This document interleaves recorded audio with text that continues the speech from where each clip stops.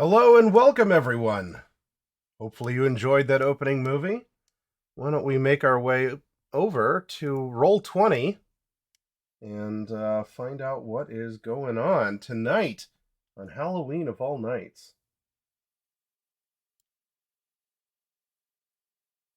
1, 2, 3, 4, 5. No, 5. Where's my fifth? Aha.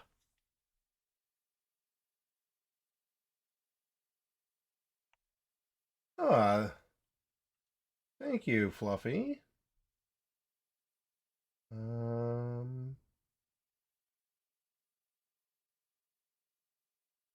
need to swap out that link. I am an expert, everyone. Hey, there we go. Yay, everyone's live. And so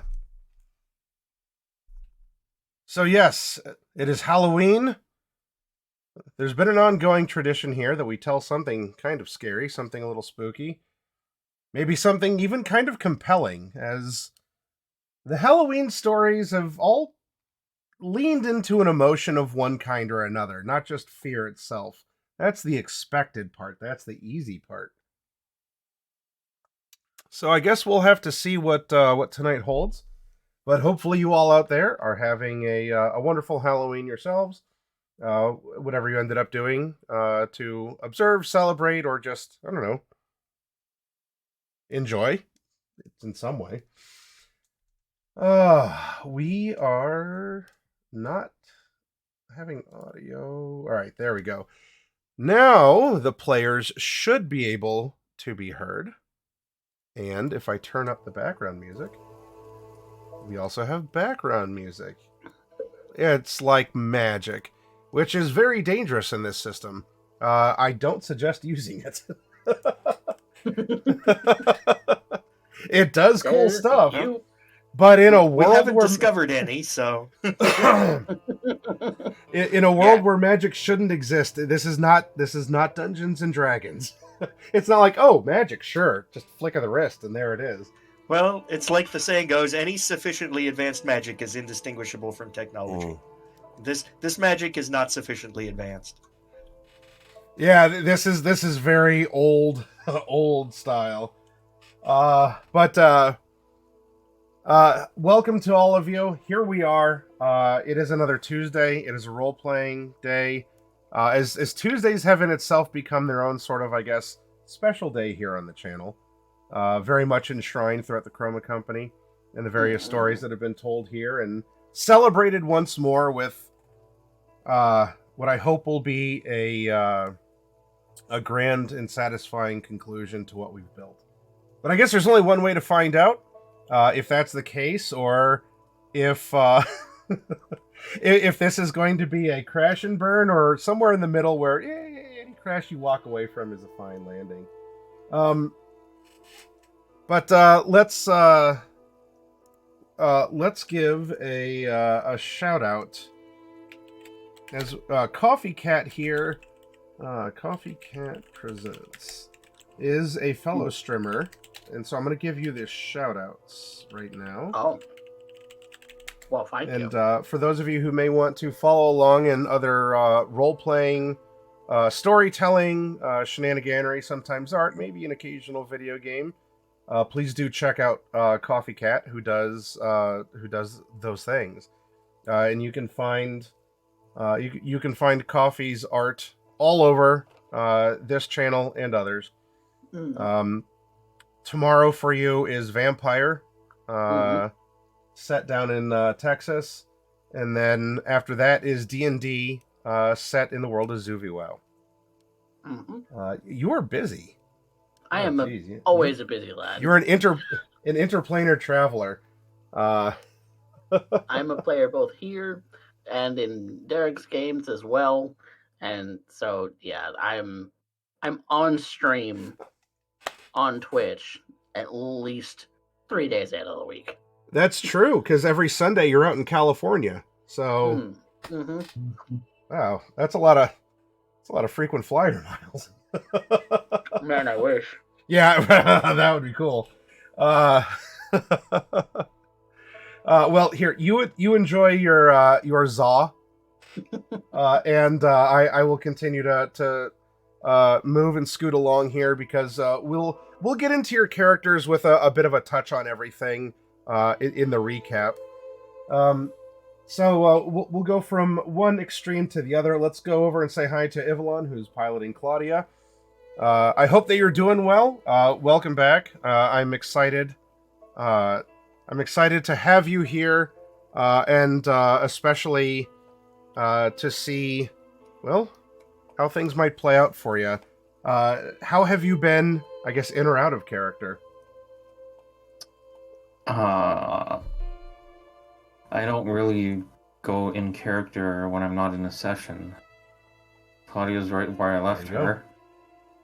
But out of character, pretty good. Celebrating Halloween. Did you, were you oot and a boot, or were you the one handing out candy, or just sort of taking comfort in watching some specials or movies? Yes, I've been watching a lot of spooky stuff on Netflix. Ah. Any recommendations for us? Yeah, there are 2 shows. Both are international. One is in Indian production called Kalapani. It translates to Blackwater. And it's about a disease that infects the Indian islands of Andaman and Nicobar. And just, the struggles of the people trying to fight the disease and survive. It's very spooky. Sounds like that might actually make good fodder for a story to run through this system. It might. I mean, maybe not a one-for-one, but if there's more of a manifested agent than a disease, like a creature or a will, like a force of will manifest or something. Well, the second. Oh, okay. There was a second. No, go ahead. A recommendation. Yeah. It's a Turkish series called Yaratalan, I think. Oh, I may be butchering that because I don't speak Turkish. Well, how dare you? Please continue. It translates to creature. And it is an adaptation of Mary Shelley's Frankenstein. Oh. That I found really interesting.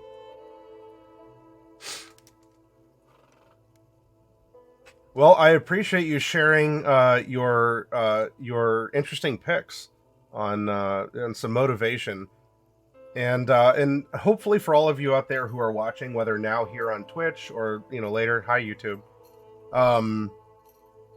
you can see how you can take any of these kinds of stories and through a kind of a pacing or leaving some things as a mystery to unfold over time, you can run them through Call of Cthulhu and have a blast doing it. And in the case that I step in something over the course of this conclusion, know that you can probably do a better job yourself and feel confident that you can. But we'll see. We'll see what happens. So now we'll bounce over from you, Ivalon, to Fluffy Sheep, who is playing Henry. Henry, we're 2 sessions in. I hope maybe I can call you by your nickname, Candy, if we're if you really want to. Maybe I'll save it for a special occasion then. But at least knowing I have the potential is great. But Fluffy, I hope yes. I hope things are generally going well. I know you said.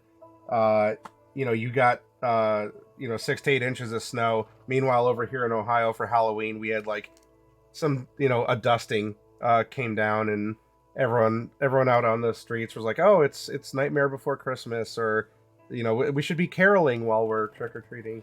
But you get it a little bit worse than we do up your way. So all the same, happy Halloween to you. Well, yes and no. I think the snow here is nicer because you get lake effect snow there, right? So yeah, we don't get that. We get fluffy powder, and you get slush coming out of the air. Yeah. So even though it can stack up pretty high sometimes, it's easy to shovel it out of Yeah. the way, and then the sun comes out and it melts after a while, and it's just more pleasant here, I think, in my opinion. Someone should open up a ski resort out that way. It'd make money. Just Yeah, I think someone's tried that. In general, no sucks. I don't like snow. I hate All right. it. Well, you're biased because if 2 snowflakes come down in Texas, like half the state shuts down, and there's like emergency sirens, and people forget how to drive, and it's just Yeah, bro. Yeah, but coffee- have to walk through. There is no infrastructure here for any kind of snow removal at all because it never happens. But Coffee used to live in Utah, so I they did. could snow there too. Yeah. I've had lake effect snow, and I've had the dry dusting, and no, I hate both of it. At least you've given them a chance. It is a pleasure to have you back here, Fluffy, and hopefully, if you did get to catch the intro, you were able to get a smirk out of your part of it when introducing your character. Actually, I think I looked away during my character introduction. All right, well, I'll show you later. I watched the rest of it. Hey, okay. Run it again, Maddie. What's Well, that? I can always go back and play it review again. the VOD. So, Yeah. So I'll do that. I made sure there was something a little bit extra special for Henry. So. I appreciate that. And then as we're bouncing and we're tightening down, we come over to Quingar, who is playing Dr. Patrick Crane, now the head of the asylum. I guess a morbid congrats on that, but I guess even setting the doctor aside, unless you really wanted to jump into him here, and we could springboard from you into the game. I hope that you have been well, and that you are as exciting as you are forgiving of me if I botch this ending. I know I've run so many stories in my life, but man, if I don't tense up every single time, I'm like, I hope this goes well. Mercy. You'll do But hi, fine. Quingar.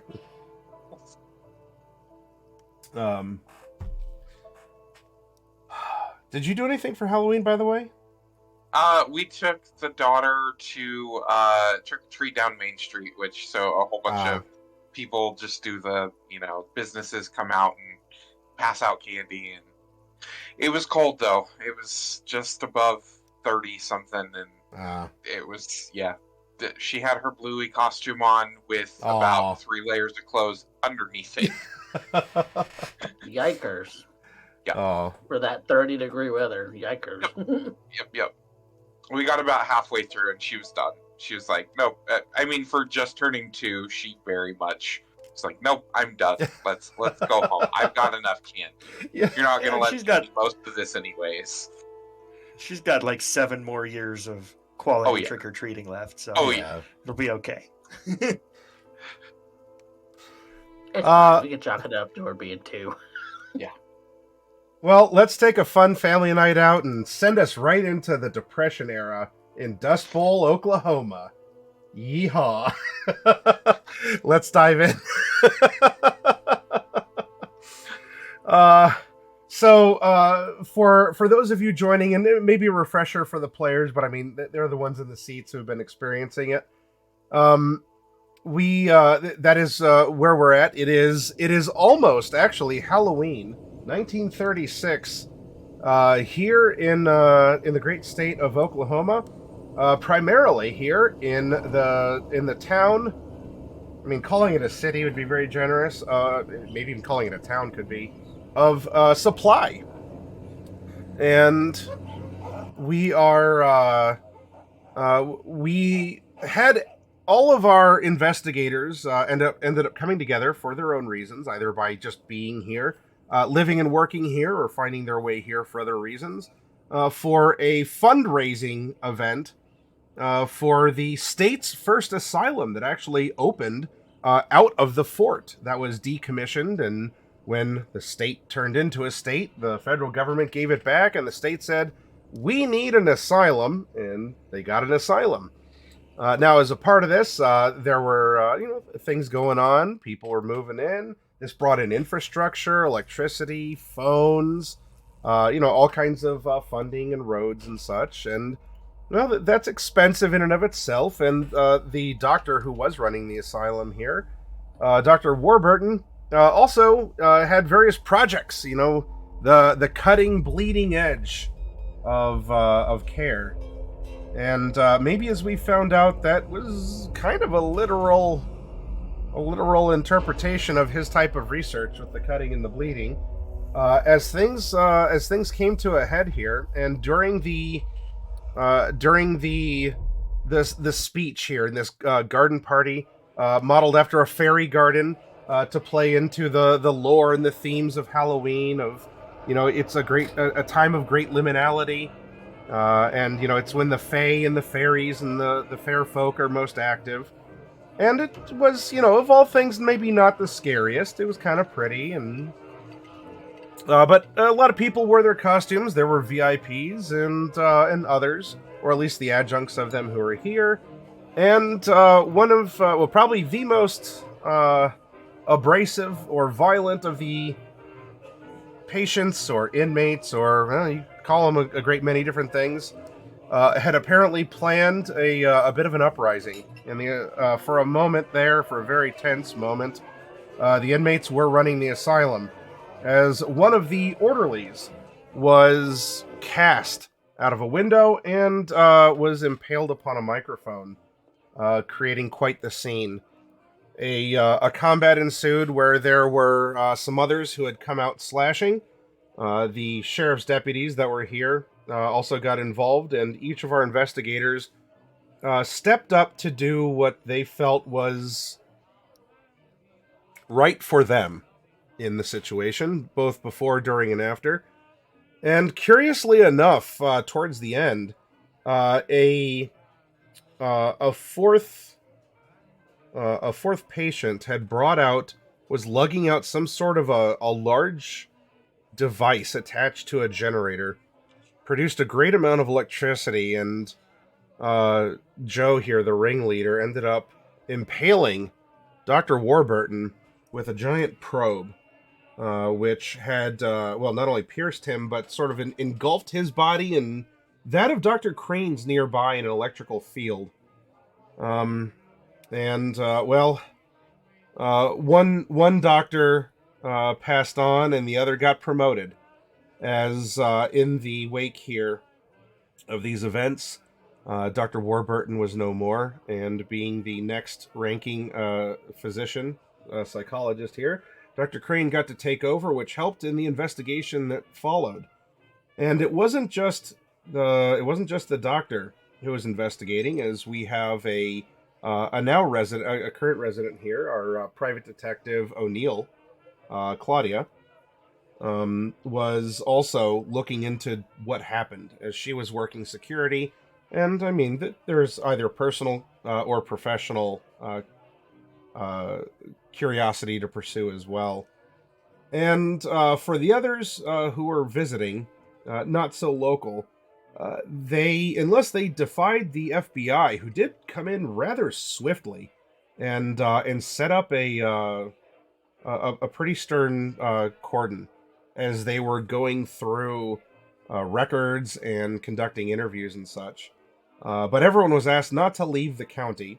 I mean, if you stayed in Supply, that's even more convenient. But you're not supposed to leave Woodward County, and that did confine, theoretically anyway, both Timothy and Henry, who, in their own rights, were busying themselves either researching or, if not something academic or of a law/criminal, then at least maybe getting the word on the street, finding out what was going on.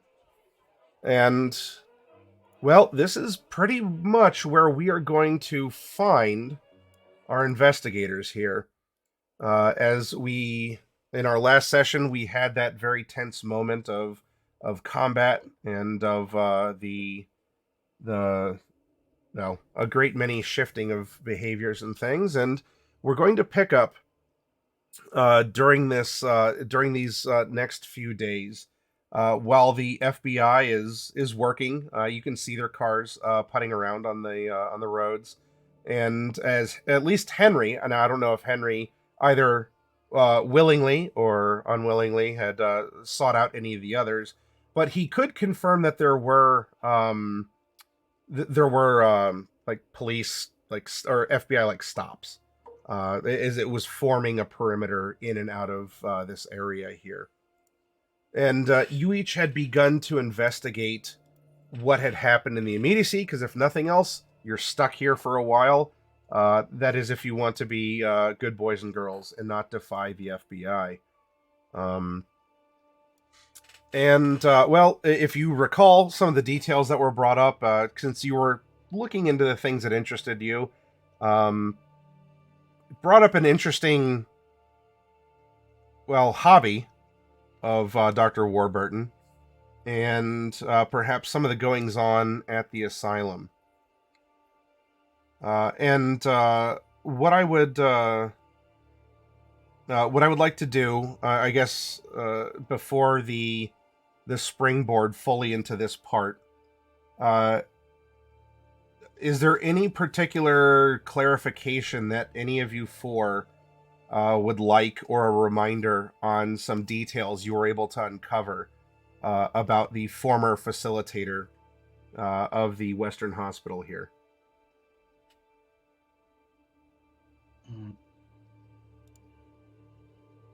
If not, we can proceed, but I want to give you the opportunity to be like, did you say this about him? Or I guess I would just like to remind you that Claudia was given a peek at the guest list that is now missing. Yes. She did make a note of the VIP names. She didn't copy the whole guest list. Right. But she is probably going to go try to interview those VIPs. Because presumably they are also being held here by the FBI. Correct. Well, they should be. Are they? Well, you can find that out, but that is correct. That is a good point. And one of them just happens to be Timothy. Well, if that doesn't sound like a convenient segue, so we will open up this next part as we continue and maybe can hopefully find some conclusive or damning pieces of evidence that either you can handle yourself, and or you could bring up with the FBI agents in town, or well, I don't know. You can talk to the locals. Not that there's exactly maybe not friction per se between the county deputy, the sheriff and the deputies, and the FBI. But it is, well, you know, the FBI, at least the newly named, the former BI, now FBI. You know, they're taking this rather seriously, but also kind of, they're not sure how to act. So yeah, I suppose what we can do here is we've had a couple days. We are actually coming up on Halloween, so I'm sorry if any of you four investigators had a particular plan for Halloween. Unless this blows over and clears out, you may not get to go trick-or-treating. Or if you do, well, you got the locals. But anyway, I suppose here, we will open up then with Claudia. And Claudia, over the course here of your investigations, of course, you know, life would happen otherwise. Maybe you got a phone call into your, into your office, or, you know, just other, you might have notes there, or you just go there to think. This is your place after all. You have built this. This is your business. After, well, everything that's happened in your previous life, which it was a lifetime ago, but you're also not that old. You know, not in some like ancient scheme or some like, you know, geological grand scheme here. But you stayed a very busy person, and So Timothy does seem to be someone who is of note that you want to go and find. Um, I believe it would be fair to say that you're pretty confident you can find him in the asylum. So you can make your way there. I presume you'd want to hop in your car to do so. Yeah. It's much easier to travel on wheels, even in such a small town. Especially because she has that physical impairment, which she got on the job in her past life.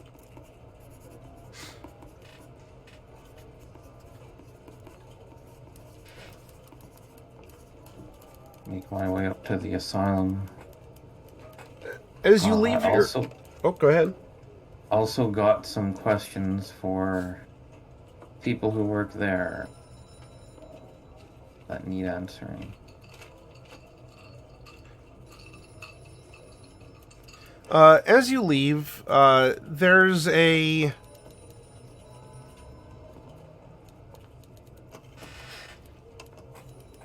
There is an anxiousness that does hang in the air.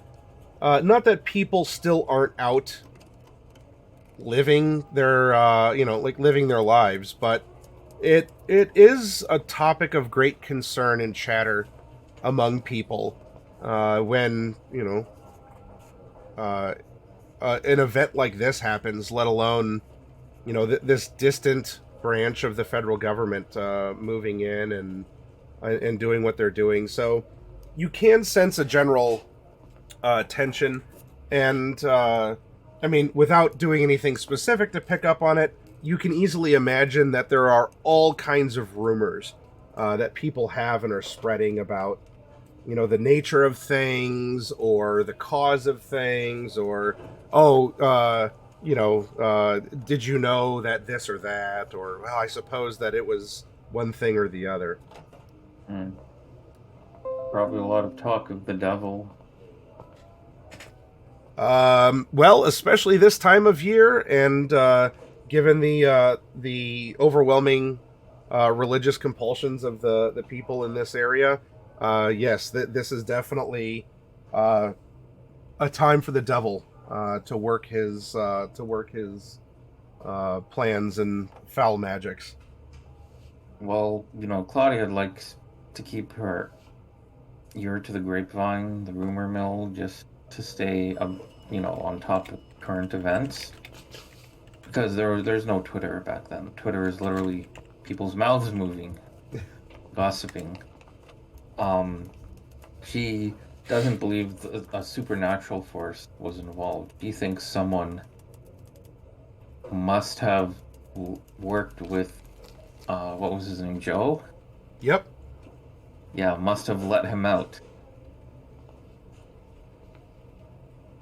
For some reason. She doesn't know yet, but, last time she saw Joe, he was being taken to, solitary. So there's no way that he could have broken free without help from inside, which is one of the things she wants to talk to people at the asylum about. All right, then.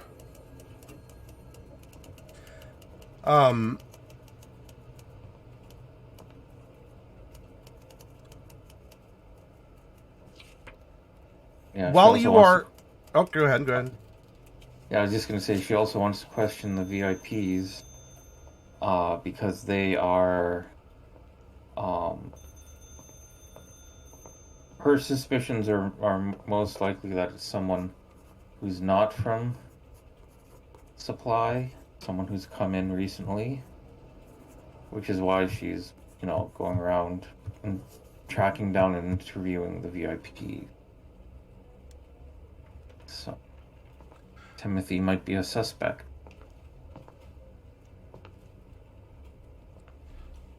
While you're making your way out of the building and where your office is at, and over the course of walking there, maybe out to your car, you might have to walk past another building or something. Go ahead and roll a listen, and we'll see if there's anything extra that you pick up.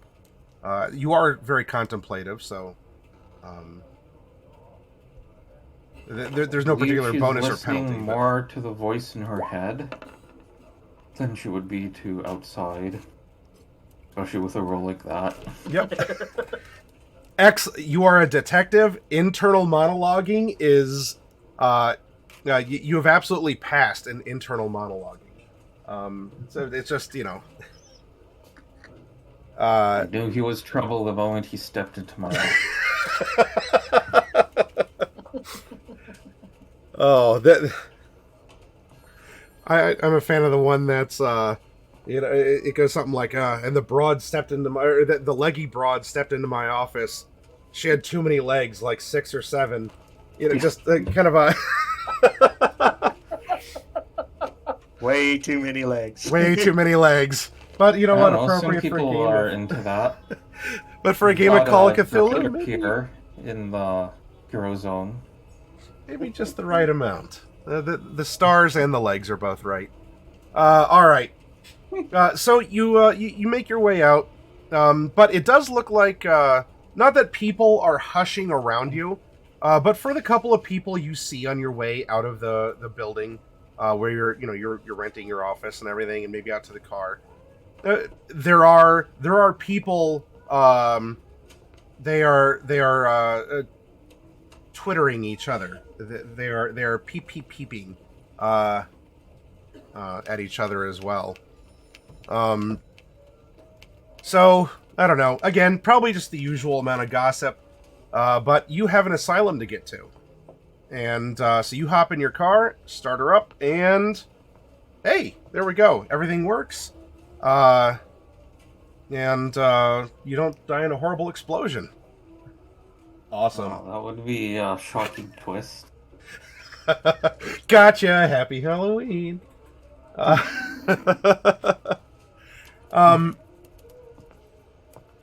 So as you're driving, and perhaps your inner monologue is continuing, there's a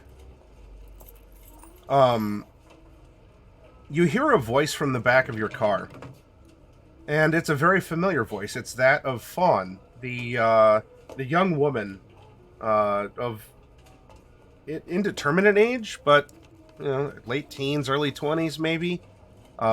She's the lady, the girl, the resident, patient. Many words might be able to describe her as well. Of the asylum. Definitely looks like she has some tribal blood of maybe one of the 5 tribes here of Oklahoma. And she's in that simple red dress again. And you hear her voice, and she's sitting in the back seat of your car.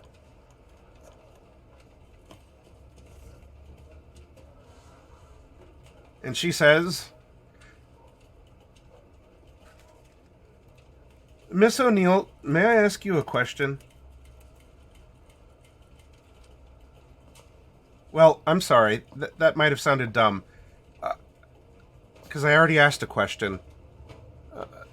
May I ask you 2 questions, in one of them being this question?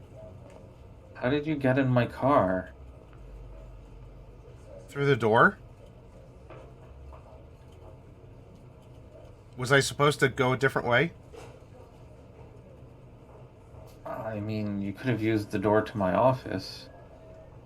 You wanted to speak with... It's weird you came into my car and just... waited for me. Well, I can't say I've seen you in your office, but I've seen you in your car. So if I waited here for you, then you'd be here. And here you are. I was correct, right? Yes. Claudia kind of sighs audibly. Says, "Where did you go that night?" I couldn't leave. There's a lot of good people who are back at that hospital, and things were getting out of control. Yeah, I'll see. And, well, I know that you wanted to help, and I'm really grateful. And in fact, I have a present for you. A gift of thank you. But It was just something that I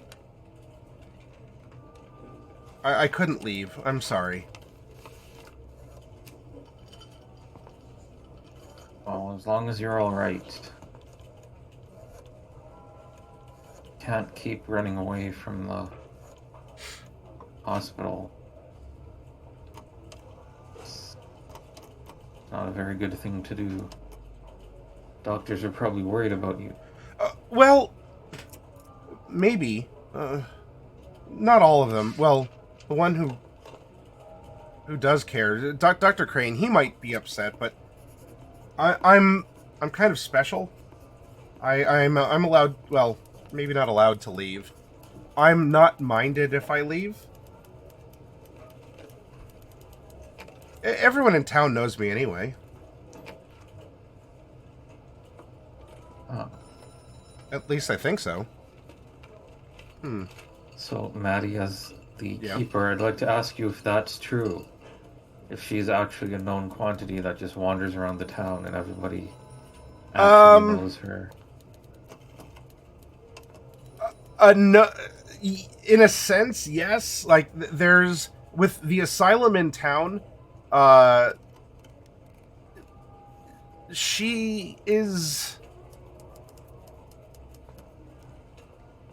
not known in anything more than, well, she's someone who was taken in. So it was more of a, not like people will shy away from her that she's afflicted in some way. But it might be more of a, well, I mean, she's a young girl. She was brought here from another small town a little bit out to the east called Ames. And because the people who are caring for her, thought maybe she could have been a feral kid before she was taken in by the family there. But they weren't able to care for her, and, well, the asylum was kind of the next best step, because the way that she carries herself, which is, there's no threat. Like, she's never harmed anyone or lashed out, but people just consider her, oh, that's kind of the simple girl. Like, they took her in, she might run errands for them, or at least is a pleasant face of the facility, because people know there's a lot worse off patients or inmates or whatever you'd like to call them, who have been sent there from all around the state. So she's to the locals, it's like a, I don't know. It'd be like if there's a stray pet, like, oh, it's a stray dog. No one owns the dog, but everyone knows. Oh yeah, you go to this market, and there's the dog. It lays on the porch. No one owns it. It just kind of hangs out there. Doesn't hurt anyone. So people know the dog, and they know it's kind of associated with the store, but it's not the store's dog. Does that make sense? Yes. So there's a familiarity with a figure that fits her description. A very nice but simple girl who wears a red dress, and she occasionally is seen outside the grounds of the asylum, but no one's scared that she does. And people have seen her here and there, in town, or just sort of, playing out in the woods, because they consider her kind of simple-minded, like kind of childish in that regard. Like, oh yeah, just go play and have fun, play make-believe or whatever. So, yeah, this is probably your first actual, I don't know, encounter of anything more than the rumors or the general feel of the notion of the residents of Supply. Okay, and there's no worry that if she plays with, other people's children, or does she always keep to herself? There's, I would say it would be a mix, simply because, well, there are those who would be reactionary. Well, she is an inmate, so like Bobby, Susie, come in, let the, step away from the lady, let her pass. So there would be some people who don't want to talk to her or engage with her, probably actually think that she is a devil or something else. Others might just, bless her heart, and, that's, here's a pittance of emotion, and that's nice, dear. Now for things what you've encountered though, no one's ever talked about her just showing up in someone's car at a kitchen table. No one's ever talked about her Appearing being and hit by disappearing. a car but not being hit Yeah. by a car. There's nothing like that has ever come up in casual observances of, the asylum's pet. All right. Okay. Well, all right. Fawn. What do you have for me? Another question. And the gift, I suppose. Sure, you can ask as many questions as you want. I actually like asking questions myself. It would be silly if I stopped other people from asking them. Oh, wow. Well, that's really nice. A lot of people just like talking and not listening. Well, this doesn't count towards the question I had in mind, but we are going back to the Western Hospital, yeah? That's where I was planning on going, yeah. I have some people I'd like to talk to. Ah, thank you. I could use the ride then, too. Well, I wanted to ask, Miss O'Neill, how do you sleep at night?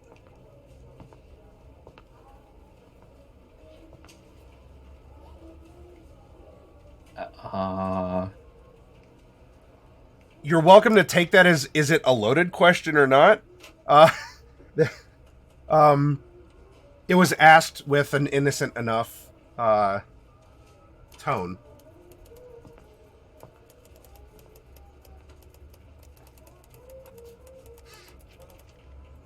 Yeah, what do you mean by that?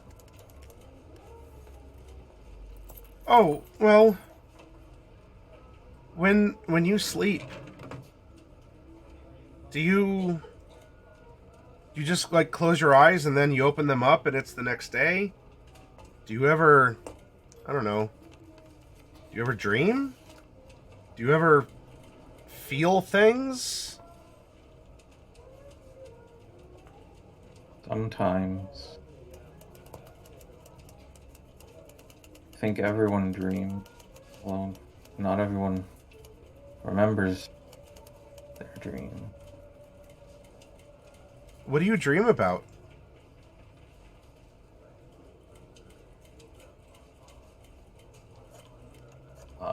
I think that she's gonna start getting nervous, clutching the steering wheel a bit more tightly. She's gonna say, well, lots of things.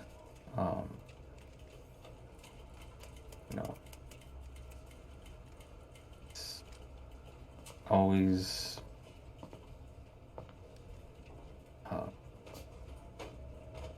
I don't know, I don't know how to explain it. What are your dreams like?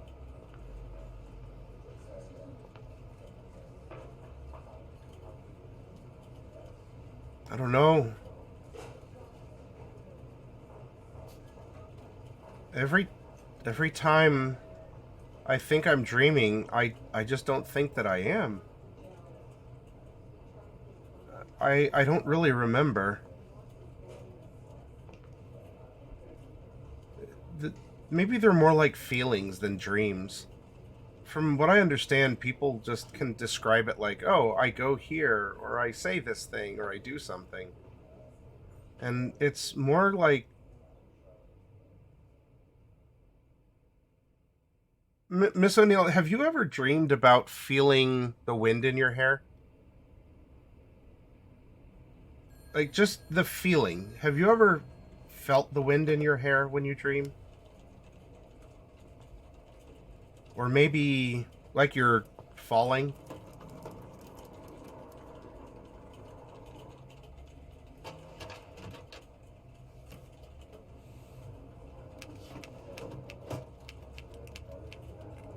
You can see Claudia's becoming a little uncomfortable with this.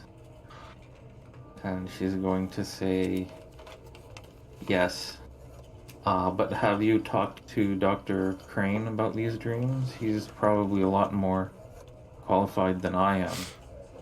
Oh, No. I talk to Dr. Crane all the time. And I wanted to ask you because you're not him. You're different from him, right? I am. Dreams are not my Oh, specialty. okay. The inner workings of the mind are, probably best explained by Dr. Crane. All right. Well, I guess it's good that we're going where we're going. And during the course of this, is we've had like time to, pause and think about answers and go from there. You are getting ready to pull up to the hospital here. Well, I suppose I should go in and see him anyway. He might be wondering where I went to, although I don't know. He's been very busy lately. He's been looking at a lot of papers and asking a bunch of questions about Dr. Warburton. I gathered they didn't quite get along very well at that presentation. Or They're very different people. yeah, I gathered that. Which is weird because you look at them and you say, well, they're both pretty much the same. They both have, 2 arms and they have a brain and they both need to breathe and they walk, generally moving forward. And yet, despite that, they're really different. Yeah.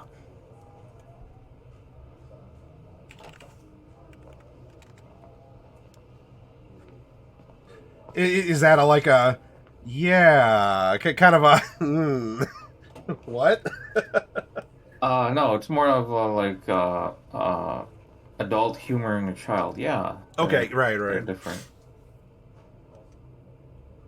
Well, anyway, here, she disappears for a moment in a completely, understandable way, because she sort of, dips down. Maybe she crawled into your car and was, sleeping on the floor in the back or something? Anyway. And then she springs back up, and, she has a very simple box. Looks like it might have been something something from the asylum, because there's you can just kind of see it has a gauze wrapped around it like a ribbon, and there's some sort of medical supply on the side. And she says, I know the box isn't fancy, but it's all I could get my hands on, but I wanted to give you a gift. Some people think that this is actually the end of the year coming up. And it's weird because a lot of people say that it's actually supposed to be not for about another 2 months. But, oh well. And she hands you the box, and anyway, I gotta go. I gotta go inside and make sure I check in. Wait, Fawn, where did you get this box? In there, she points to the building. Well, thank you. It was very thoughtful. Yeah. I suppose if you wanted to put the box back, it was in one of the supply closets. I forget which one. Don't worry about it. All right, bye. And she rolls out of your... she didn't roll out, but she very almost gracefully just opens the door, does a fun little wee out the door, and she just almost does what are the ballerina leaps, just very graceful, prancing forward. Maybe that's how she got her namesake. Her name, as far as anyone knows, or at least calls her, is Fawn.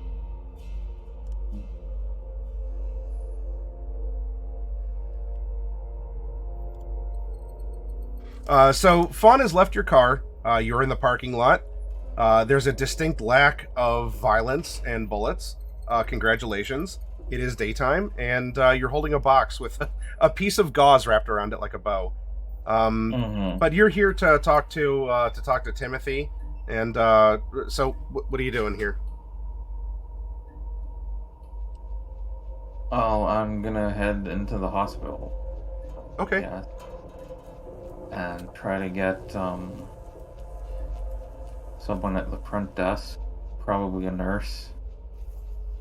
And I'm going to tell them, Fawn here must have nicked this from one of your cabinets.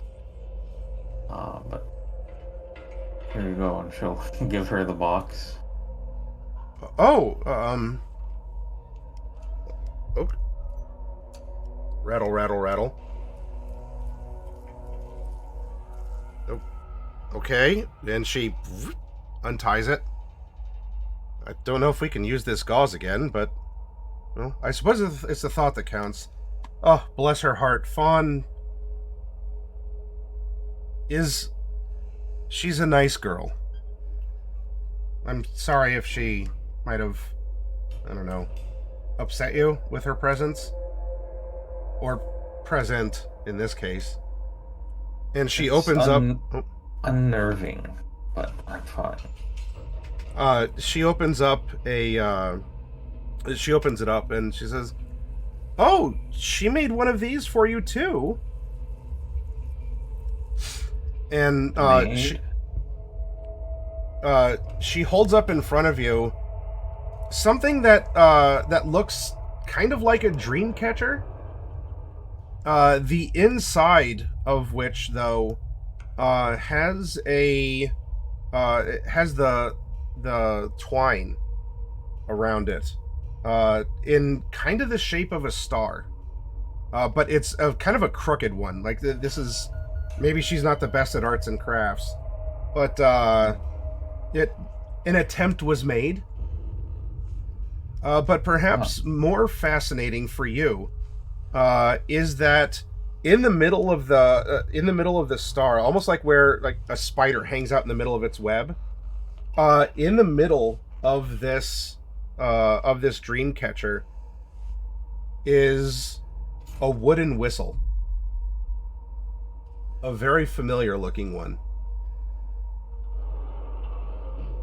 All the colors are gonna drain from Claudia's face. How did she... Excuse me a minute. Ma'am, are you okay? And the nurse like stands up. She goes around the station and kind of like goes to support you and like pat you on the back. Are you alright? Do you need to sit down? I'm fine. But excuse me a moment. Roll for this moment. I want you to make a sanity check. Yeah.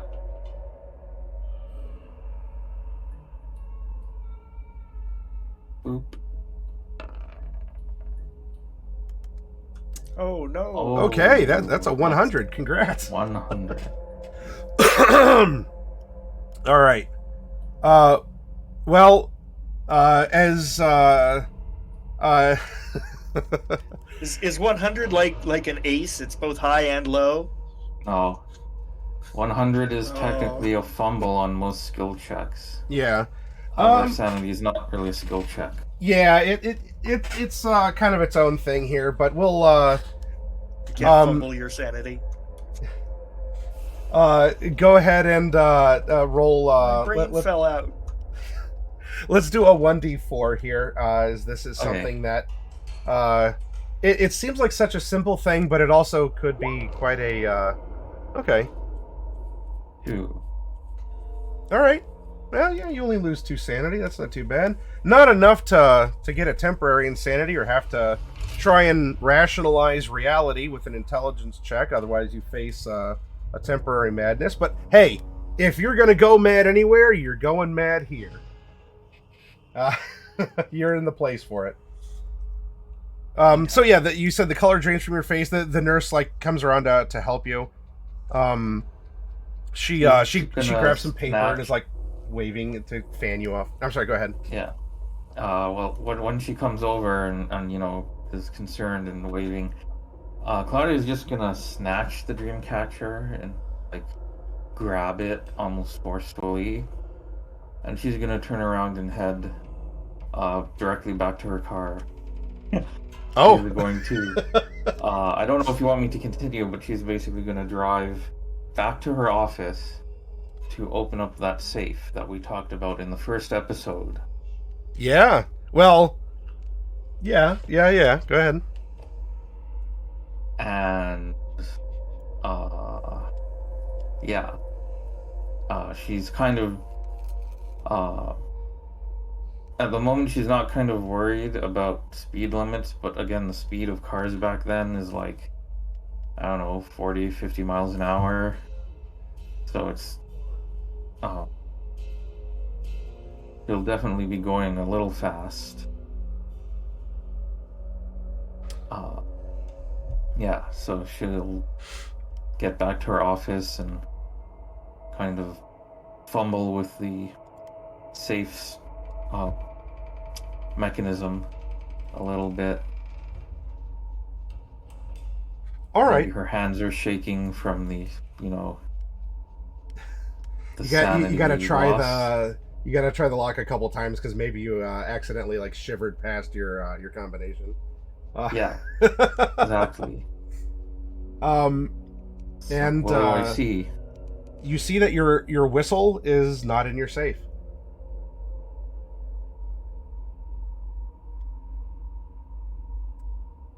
And on that note, tweet. We're gonna cut back to the we're gonna cut back to the asylum here, the Western Oklahoma hospital. We have Dr. Crane, and you're here. You've been conducting your research, and Timothy has been here as well.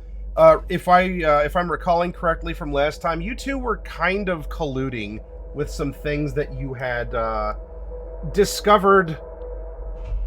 The same thing but different, as you were focusing on some different patterns or different things that you each understand or at least have uncovered.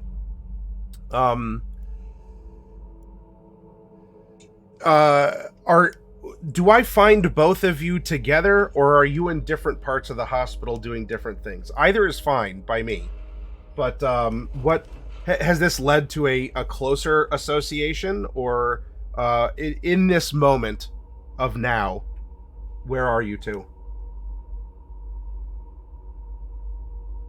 I'm probably going back and forth between doing a little bit of reading on my own, and if I have questions, go and immediately talk to the doctor about it, and trying to get some insight and what's going on.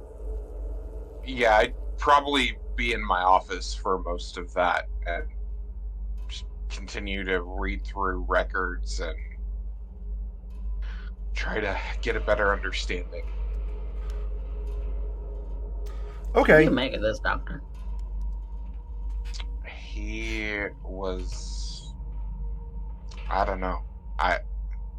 He was doing some stuff that I one, don't approve of, but two, We made that pretty clear at the presentation.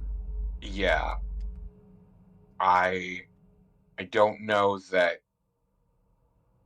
the state would agree with, as well as our benefactors.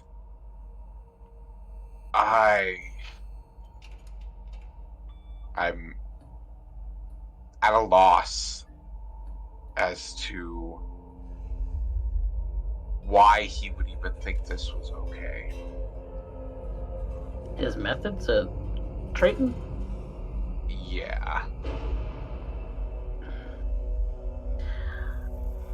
I can see the logic behind it a little bit. Sometimes some people are in so rough a state you gotta literally shock them out of it. I think there was more to it than that. Well, that device ain't something that I'd ever seen as far as a Yeah. electric probe. Electric probes are pretty new technology too. It makes me worried. I'm definitely looking to see as well who else he was experimenting on. This was more than treatment. This was experimentation. I don't like the way to sound of that, Doctor. But I can't say that what I found doesn't line up with what you're saying. Is Joe's the patient's name, right? The one that threw the orderly out the window? Yeah, he was one of his subjects. That you know of. One of that I know of. What about the other patients he had been treating? He uses Fawn. quotes. Yeah. Fawn. I mean, at this point, towards the keeper, who else have I? Yeah. Is there like a list of names of his other patients? Yes, the other ones being experimented on were the ones who also participated in the attack. The two knife wielders and the one who drug out the generator. Okay. And Fawn. Yeah. Yeah. I relay that information. Okay. So it's just the 5 of them. From what I found. That we know of. Dr. Crane, I'm sorry, sir, one moment. One of the nurses comes into the office where you're at. The receptionist sent me. Apparently a young woman had come in and she started feeling rather faint. Now, this would take place, presumably the nurse at the receptionist sent this person as a runner before Claudia would have ultimately left after kind of getting fanned off and processing everything. So, out of character note. So this person ran off during that time. But so this other nurse from the like up front, the receptionist area says, "Would you please come and take a look at her?" Yeah, I'll be right down. I feel free to stay here. I'm going to go ahead and lock some of these up. If there's anything that you would like to take a look at while I'm gone, though, everything else I would like to keep secured for the time being. Understandable. I'm not going to interfere with the practices of your business. Yeah. And I will lock up the records. Minus if there's anything that Timothy wants to look at. Yeah. We a generic consideration, so that's fine. We'll conveniently filter what that information is when we need to get to it. Yep. All right, so you lock up and you start making your way to the front. Timothy, this leaves you alone in the records room. Yeah. Congratulations. Now that you are alone here, is there anything overt or covert you wish to look into or do? Or is this just, you know what, I'm going to continue what I was doing, it's just a lot more quieter now? Well, he did bring up the patients' names, a couple of the 5 in total that were Dr. Warburton's patients, but only one of them was a woman. Correct.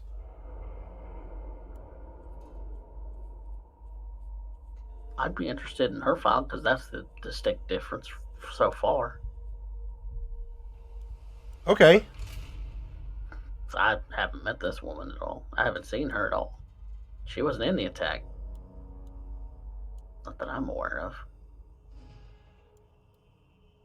All right. Saw the 4 men. The file is it's relatively easy to find.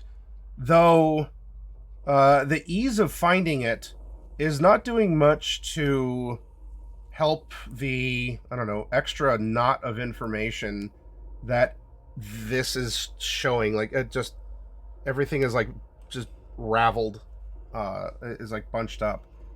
And as far as anything in this file is concerned, this woman's name is Fawn. There's some notes that are in it. And there's also a photograph of her from when she was taken in several years ago, according to the records. There's not a lot of details, though. Everything seems to be kind of simple. Maybe that's good because of. I mean, there's not a bunch of complex medical terms or anything along those lines. But as you're standing there, you hear a voice over your shoulder from behind you. Oh, that's me. The door Now, was closed, wasn't it? You heard nothing. And the door, yeah, like he closed the door. I turned to look at who was speaking to me. It's the girl in the photo.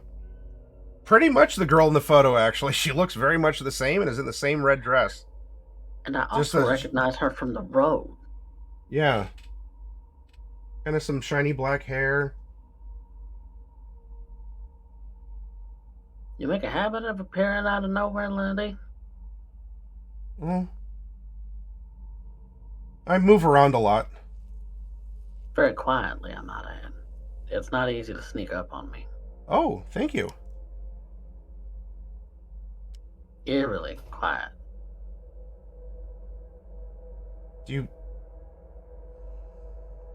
How do I not...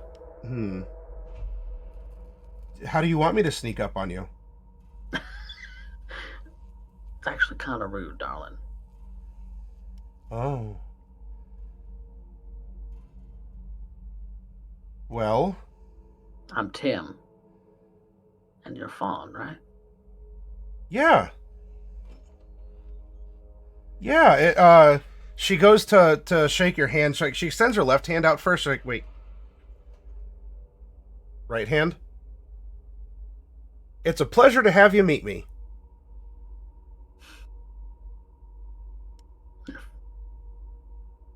You're funny.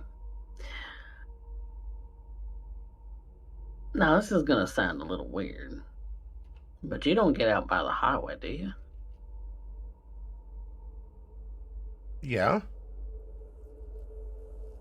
I wasn't told not... Well, I've been asked to not play in the highway. Cause I could have swore coming into town the other day, I saw you. Oh. Did you wave? I looked back and you were gone. Oh.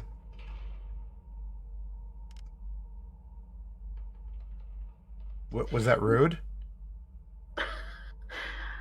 It was strange. Oh, well. Walking in here without the door opening, at least not by what I was hearing. Me not hearing your footsteps. Well, I don't tend to wear shoes. And like you look down and yeah, she has very very well worn and well soiled feet. I can see that. I don't know, it's just peculiar. You're peculiar. If it helps, Mr. Tim, I am allowed to use scissors here.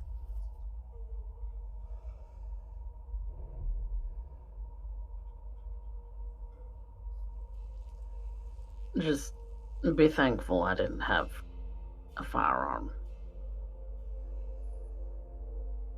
Okay, thank you. Should you? Do you want to? Well, I don't carry one on me anymore. Oh. Did you lose it? No, I just haven't had one. I haven't had a need for one since I came back home. Oh. You were one of those fighters. That's right.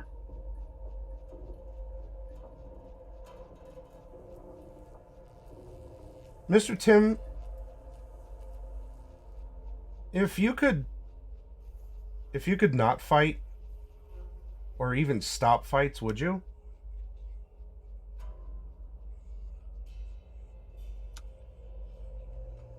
Would I stop fights if I could stop fights? Guess it depends. I did see that you tried to help at the party. Mm-hmm.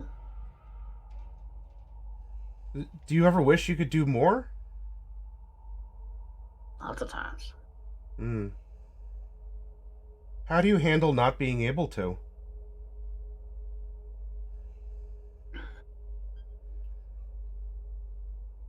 All these questions, any of the questions are asked with that, in weird kind of tone or phrasing, but a very innocent presentation. Yeah. I guess you do as much as you can, with what you can, for who you can. And you, sometimes it's not, sometimes it's enough, and sometimes it ain't. Sometimes there are times when no matter what you do, nothing's gonna get better. But I try to look at the bright side. If I help just one person, it's better than helping zero.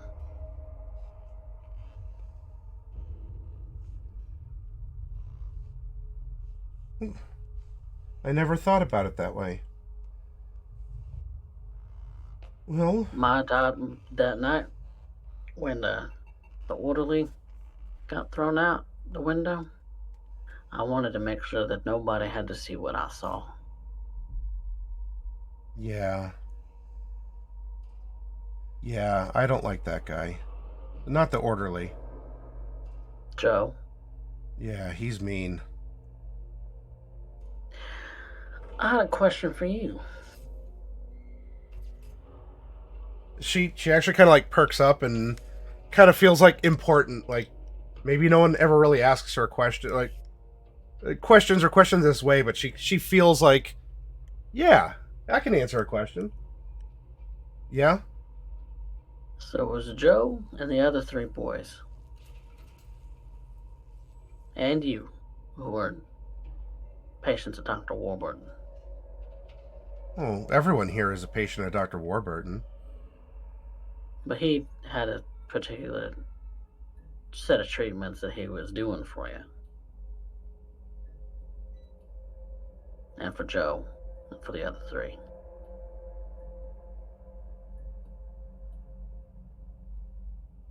Oh. Yeah?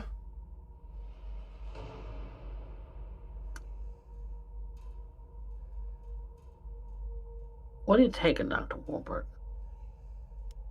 What do you think about him? Well, I think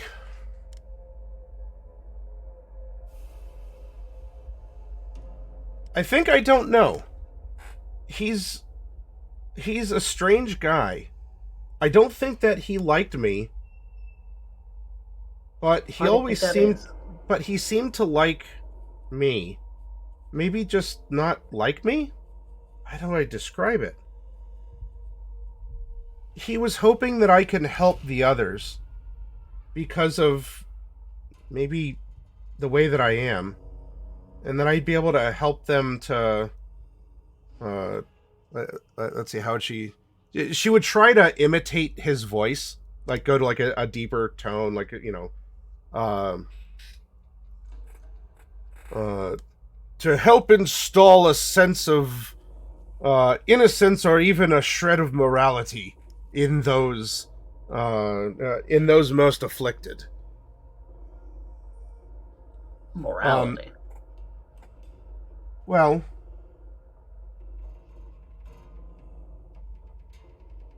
of everyone here, I guess he saw me as the best, which isn't saying too much because I don't think he likes anyone that's here, even people who aren't on the other side of the doors.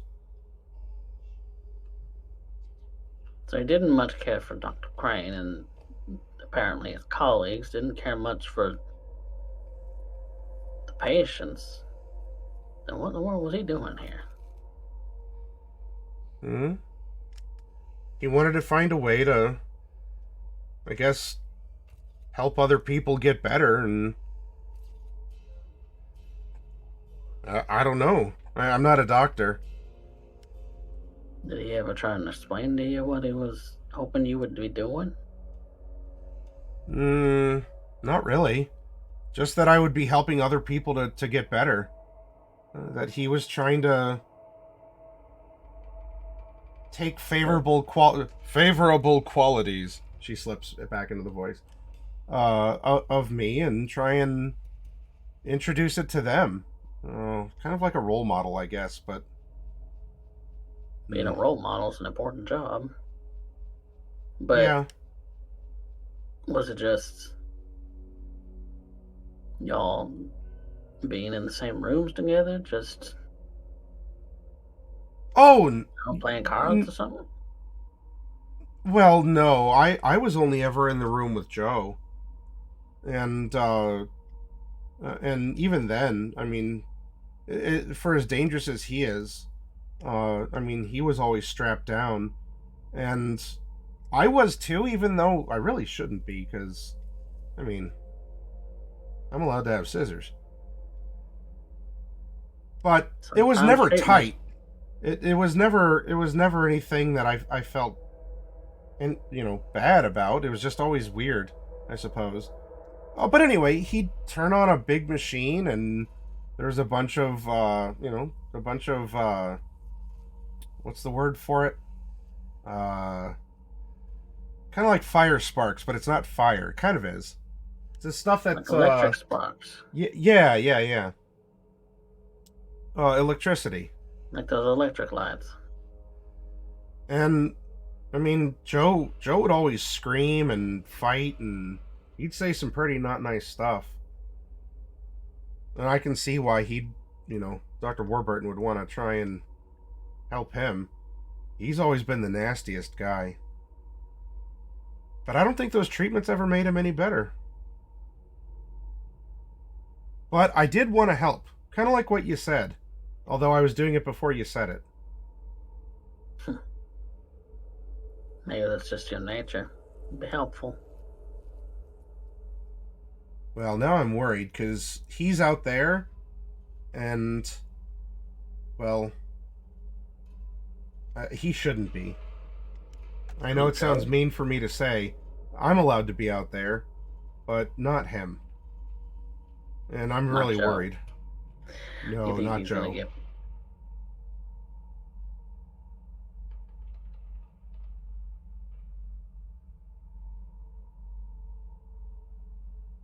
Well, Mr. Tim, I need to go find Dr. Crane.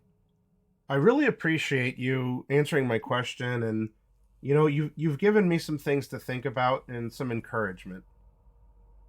Well, Dr. Crane went out to the receptionist because he got called. But you think, now, just for my clarity, is she saying that Joe is the one that escaped? Yes. Okay, just wanted to be clear because that Joe has escaped, and he definitely, in her opinion, he should not be the one out of the asylum. Well, I appreciate that, Fawn. Maybe the new federals, maybe they can pick him up. Because if he shouldn't be out, then somebody's got to get him. Yeah. I've been trying to stay away from them. Are you scared of cops? Not the cops. Well, them. The new ones in town. They're all wearing the same color suit and the same badges and the same hats. Not like the deputies. Well, if there's anything that you can be sure of, is that they're trying to help too. In their own way. They may ask you some questions. Just try to be cooperative, alright?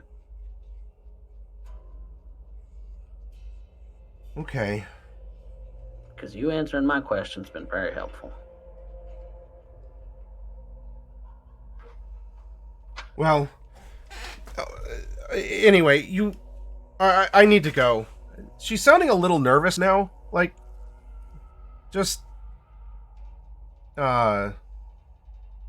whether it's a guilt or something else, like, her tone has shifted into one of, like, no, I really do need to get going. But here, for what you've done, you seem like a pretty nice person. And even if you've done bad stuff in the past, like, you're a fighter, I don't know if you've killed people, but I saw what you did, and I wanted to thank you. And so I made something, well, I didn't make it.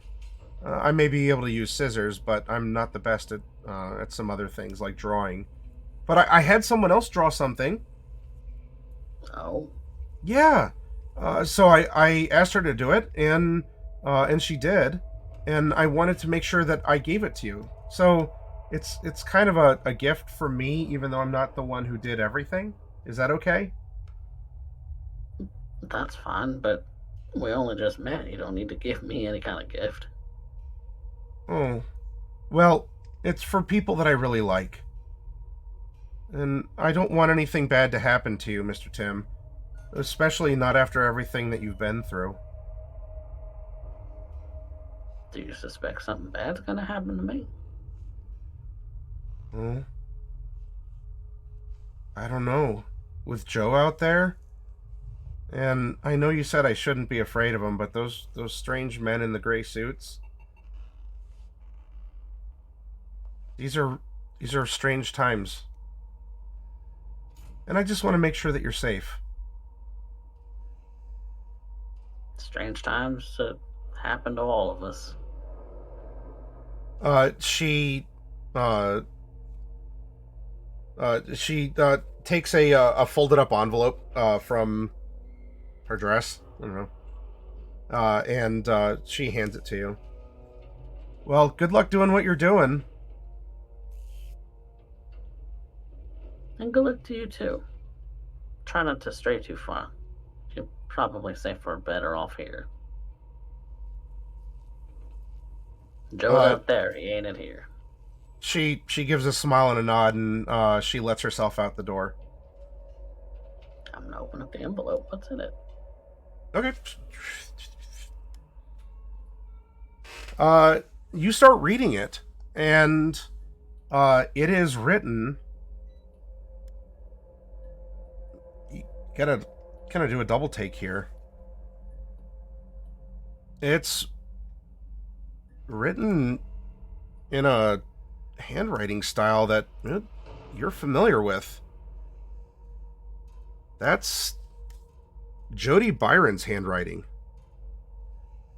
Oh. I didn't expect to get a response from her so quickly. I only just sent her a letter less than a week ago, and I lost track of time. Couldn't have got to England by now. The envelope has no postage. It's kind of like dirty and wrinkled. Has a little bit of dust on it. But, I mean, what doesn't out this way? So she didn't send this by post. And it's a, it's not a formal letter like your normal exchanges, but it does really seem to be in her handwriting. Mm-hmm. And it talks about how she had met a a strange girl no more than a couple days ago, and had been and she was asking her questions and asking about the relationship that you two shared. I'm not exactly quoting what's scripted. I'm kind of getting to the gist of what's in the letter. And she said that you would do a very brave thing and that I should appreciate you. And she asked me to draw you something because she's not good at it. Now, mind you, I should be saying this in an English accent, but yeah, whatever.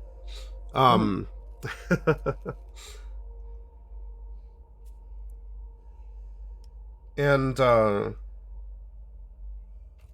so she signs off on it, and she opens it up, and there's a strange looking, I don't know, kind of like a, I don't know, is that a military insignia? I mean, your days of the war are over. It's a very strange kind of a off-kilter looking star. But is it any kind of thing that I might have found while I was in the war?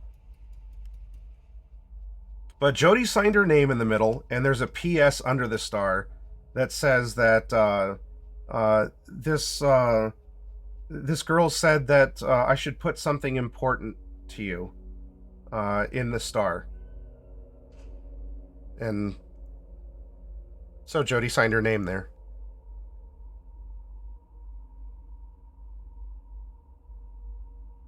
And the letter is dated today. Today?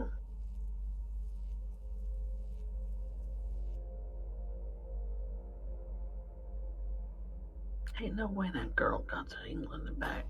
Sanity roll, please. Ain't no darn way. Hey, I succeed. Process this how you'd so like. So sane. Yep. Process this how you'd like. But I will afflict you with 1 point, 1 static point, but you don't need to roll any dice here. It's definitely nothing that's going to cause a madness or we need the intelligence test for, but just kind of this dusty. This is Nurse Jody Byron's handwriting. Some of the things that she talks about is Ain't no mistake. Contextual to your conversations with her, your private messages. So even if Fawn somehow made up a letter and wanted to sign it and do something, how would she know her name? How would she get the script down? There's some weird things revolving around that girl. But in that PS, it was like something important, and she asked you to carry it for good luck? ? I will fold it up, stuff it in my jacket pocket, right there, like on the breast pocket. And as that, superstitious, but there's weird stuff going on around here.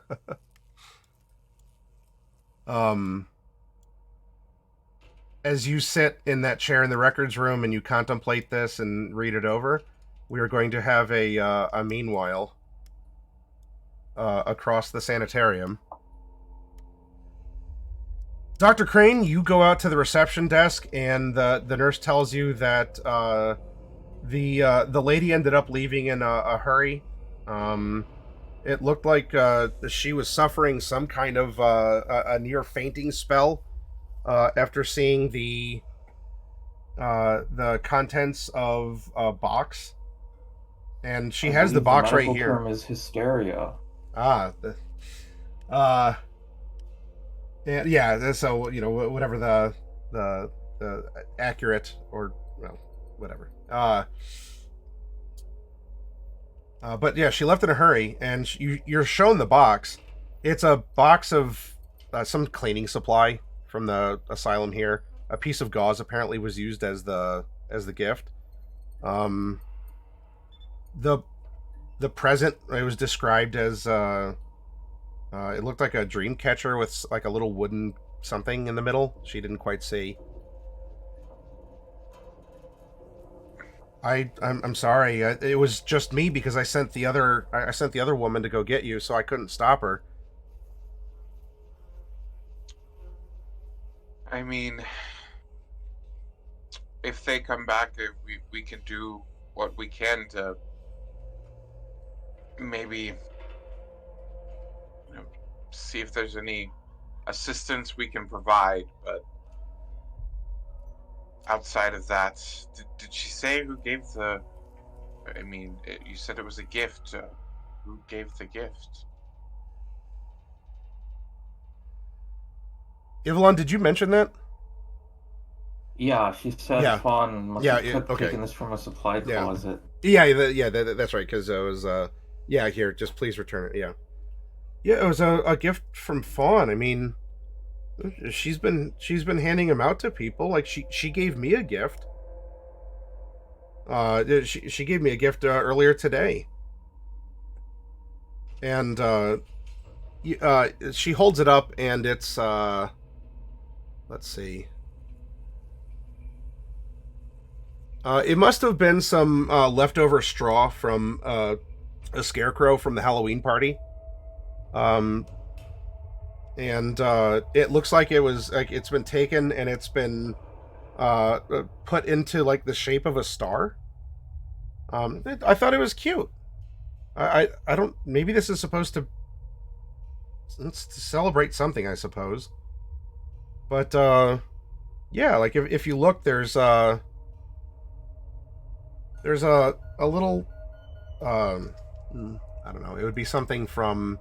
We'll say it was something that those two had worked on during the Halloween, like cutting the decorations and Yeah. getting things together. It's like a little painted something here.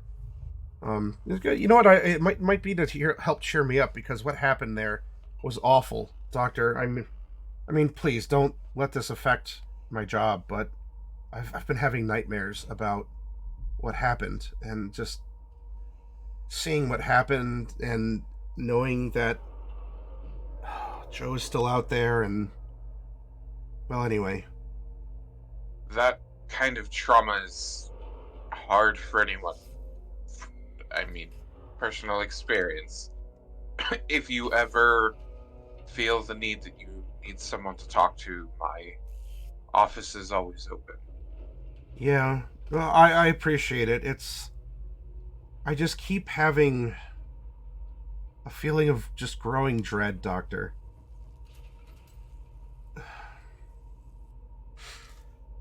Like, things just haven't been feeling right, you know?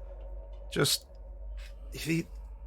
not just with the asylum, but everything going on. You know, the economy and politics, and, you know, people have been whispering about a lot of turmoil overseas and that we might be getting into a war, and it's a lot of stress that's not even counting what I do here at the hospital. I like doing it. Again, please don't let this affect my record here. But just, it's like there's pressure or an electricity in the air. It feels like when it gets cold and you know that the next person you touch is gonna get shocked with a spark. But I feel like that spark would just be going to some kind of powder keg. I don't know, I guess with everything that happened, myself and some of the other people have opened up about it, and there's just a lot of anxiousness right now.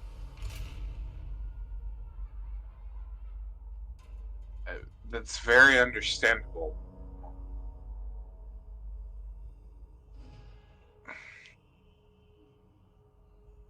I just hope that we can hopefully move past it. And the dread doesn't hit. I mean, Roll a psychoanalysis while you're having this conversation and this that's going on here. Let me go over to it here. Hey, all right. She does feel disturbed, and she is holding on to this simple little, I don't know, totem idol decoration. Maybe as like a memory of something good that happened in a very bad situation.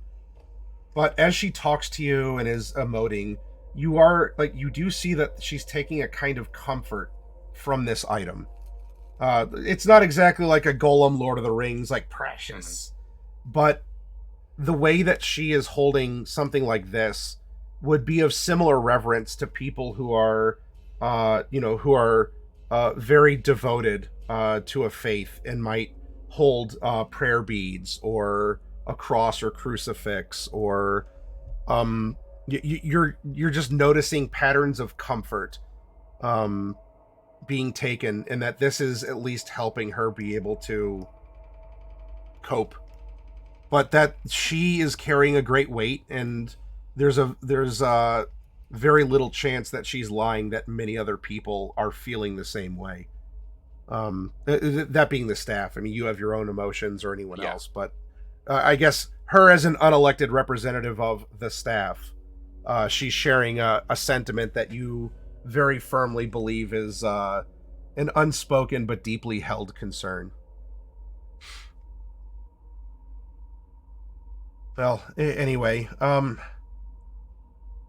sorry to ask. I guess if this is, can you return this to the supply closet so I can stay up here? yeah, no problem. Thank you. Grab it. It's good to not be alone. And, if I stay up here, then, there's the phone and people who might come by to visit or something. It does feel very, very uncomfortable. I'm sorry, Doctor. Anyway, if you need anything, hey, just let me know. And I'm happy to do it.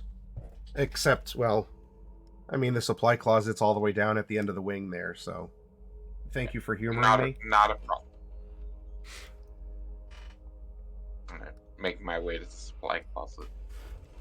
As you do pass by the area that used to hold the extreme patients, who themselves, I mean, there's not many of them. Not that this is like, a several acres, multi-story asylum or anything, but the wing where Joe and the others were held.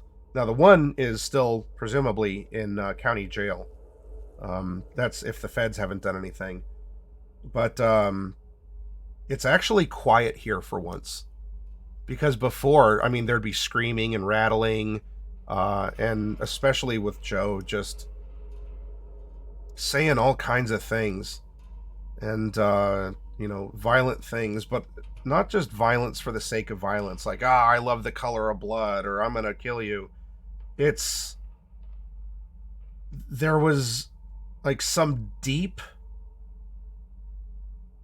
concern, and there was just some kind of a rivalry with Fawn, especially, as a lot of his hatred, maybe? His rivalry, he saw her as some sort of like an oppositional force, especially as a danger, on more than one occasion. It wasn't just more than she shouldn't have scissors. It was paranoia levels of, she is dangerous. She's going to kill everyone. And I mean, he has many notes chalking up what these claims have been recorded to be, what what Dr. Warburton had at least listed. Whether you take his words for gospel in a sense, that's up to you. you have your own thoughts about her. I'm not going to tell you what to think, but I'm telling you what you've been able to read because you've been going through his records. And you also now are aware that there was a noted opposition between Joe and Fawn, and that those two were involved in some way or somehow. But here, where it's quiet, you have that moment of reflection anyway. Yeah.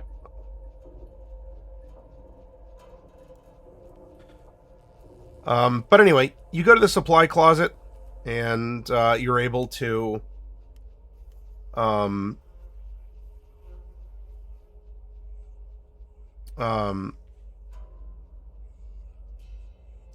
return things, and I guess just ponder the situation. You turn around from the supply closet, and Fawn is there. Oh, Fawn. Hi. Hi, Dr. Crane. How have things been? Exciting. A little scary.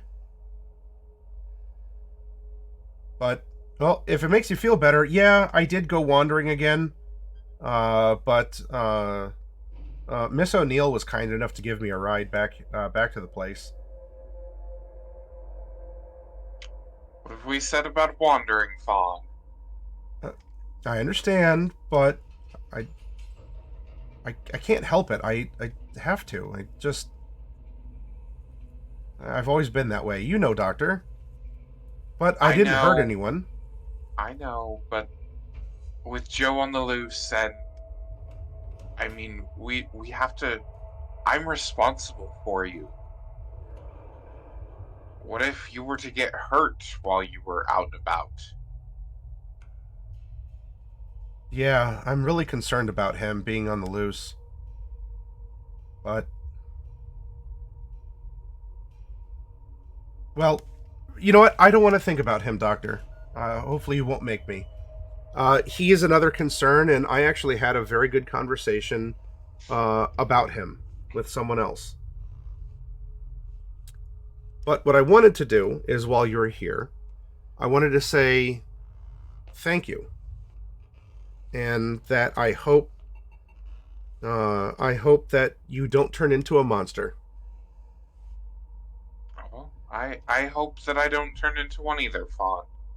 I try my best to make sure that everyone in my care is taken care of, and that they're getting the best treatments that they can. Not like what Dr. Warburton was doing. Oh. Things that will actually make people better. Oh. I don't know if what he was doing made people better. But I don't know. If nothing else, he was willing to try it on himself first, so there's that. What do you mean?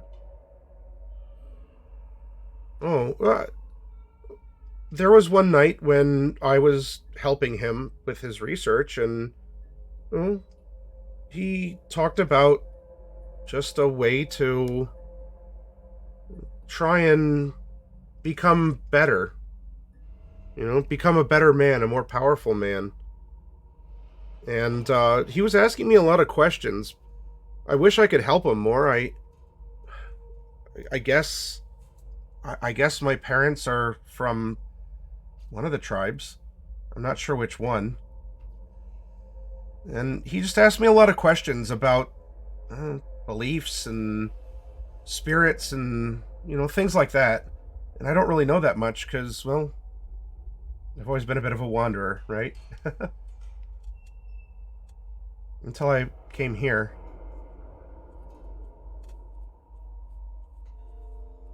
I mean, you still get out and about, it sounds like. I do. Doctor, if I ever asked to leave this place, would you let me? I don't mean just to go to town or to fetch some supplies that one of the nurses need. Like, if I ever just wanted to go back to my home or to wander down to Texas or someplace else to not have to come back here, would you let me go? I mean, where would you go? Who would take care of you, Fawn? Well, I figured I could take care of myself. I've talked to a lot of people. I've learned a lot of things. You've even helped me try to understand how people think and behave. I've learned a lot in our conversations. Ways to act and things to say, and I feel a lot more comfortable doing it like that. Doing those things. They seem to work. I know it would be a lot of paperwork if I'm not saying no, but it would be a process.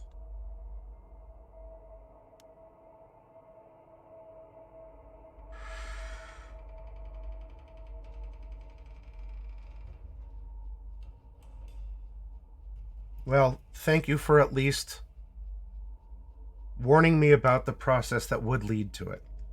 I suppose that's better than a no. And she kind of gives a little bit of a grin. Oh, speaking of paperwork, and she like pats down, and like she has she has a letter, or like a piece of paper that's folded up.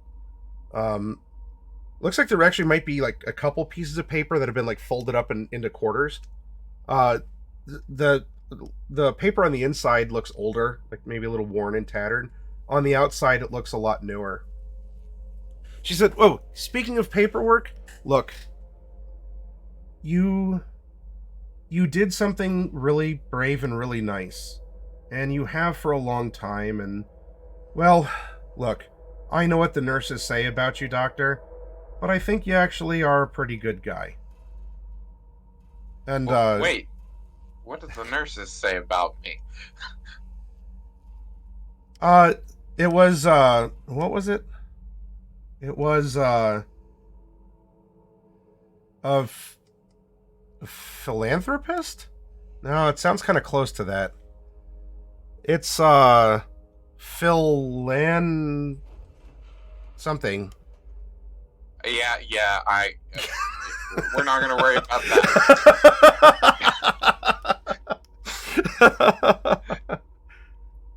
Well, you know what? I think you are a philanthropist, and you have absolutely given a lot of yourself. And as a sign of appreciation, I wanted to give you a sign of appreciation, and I wanted to do some paperwork for you. Because I know that you have certificates up on your walls and all this other stuff, but I figured that beyond just, an arts and crafts project or something that is a necessity, you might actually get something that's just nice to have. I don't know, you can put it on your desk or maybe even keep it on you. For good luck. Something you can carry around and be proud of, you know? And if nothing else, I know that I've often been called unforgettable, but I never want you to forget me, Doctor. And so I think this is a way that I can help do that. And she hands over the papers to you. Gonna open them up to see what they are. As she she hands them over. But I know we just talked about it. But out there, it calls. And so you will see me again, I promise, and I will be safe. But I can't stay here. at least be back by sundown? I will do my best, yes. Okay. It's Halloween Eve. Yeah. I think that's how you say it. Anyway, I don't want to miss it. Halloween's supposed to be a special time anyway. So, bye, she says. Like, she kind of like lunges forward with a look on her face and pet, pet, pet, pet, pet, pet, pet, pet. Just runs barefoot down the tile hallway. Okay. Yeah, I'm definitely looking to see what she handed me. Well, as you open it up, the first thing you'd see would be the interior paper with how it was folded. Mm-hmm.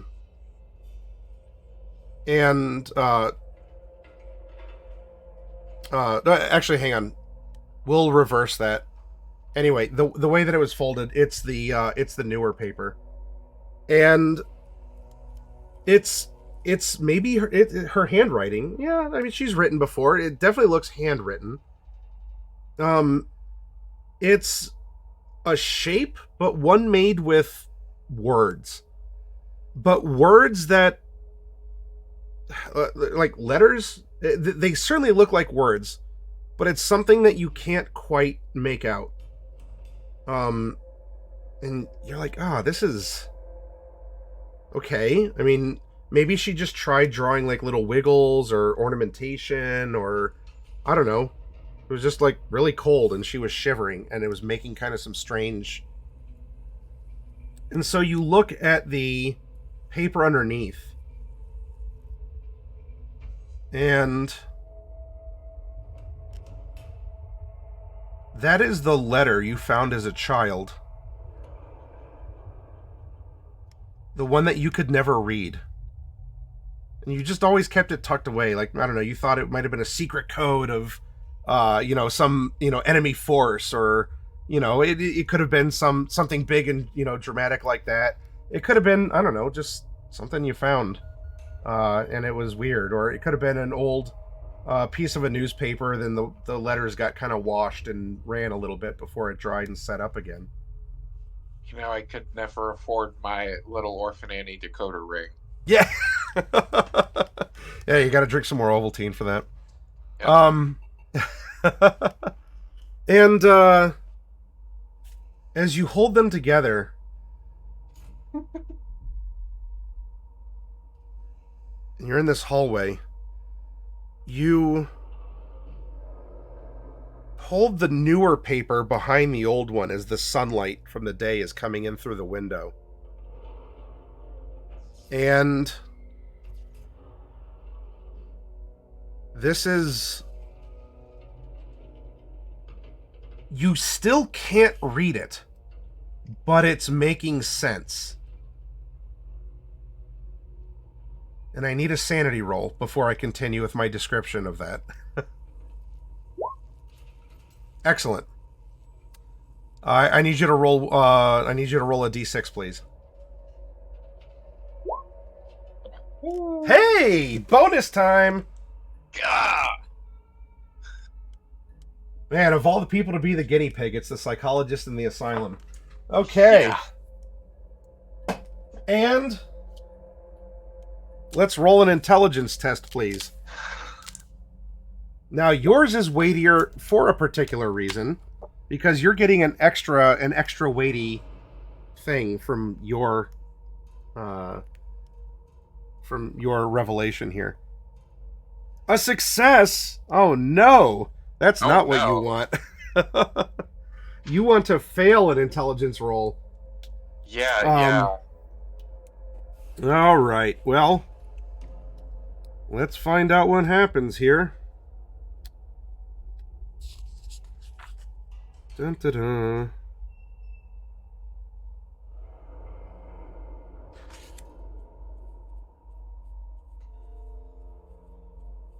I need you to roll 2d10, please. The first is a duration, and then the second is the affliction. All right, for 7 hours, Oh, a phobia. You're familiar with this one. Yeah.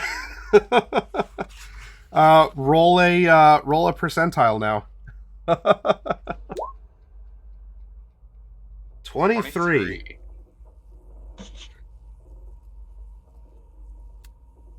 I did not know the name for this. Okay. This is chymophobia, which is a fear of cold. Cheima phobia. Chymophobia. Fear of cold. So what I'm going to say,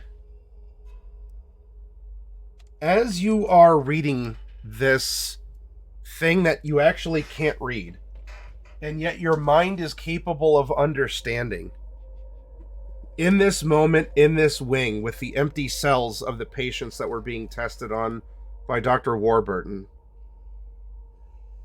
this is something discussing the ability to copy, transfer. It's a notion, something like that. Oneself into others.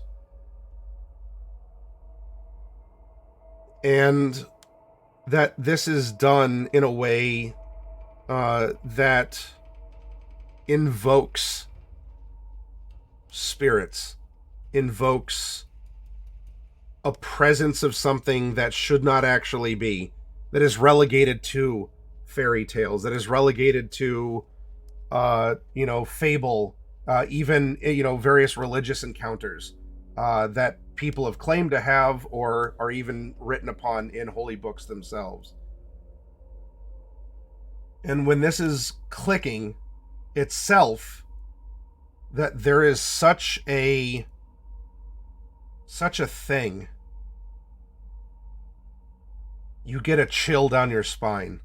Something just almost saps the warmth from your very being. And in the back of your head, you can hear Dr. Warburton say in his voice, "And now you know."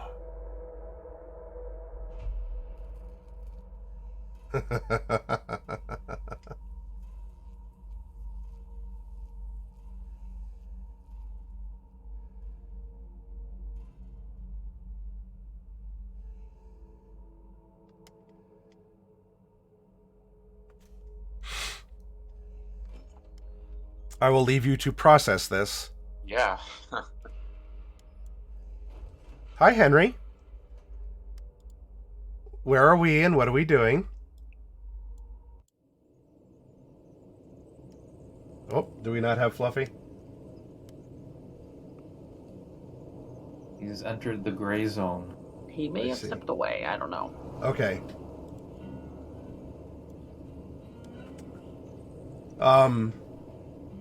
Oh, a short break. Okay. Tell you what then. A washroom break. Why don't we get up and take a washroom break? We'll come back with Henry's portion, and then I think that's going to bring us to connections made and perhaps conclusions and other words that might begin with a C. I'll leave that to your all's imaginations.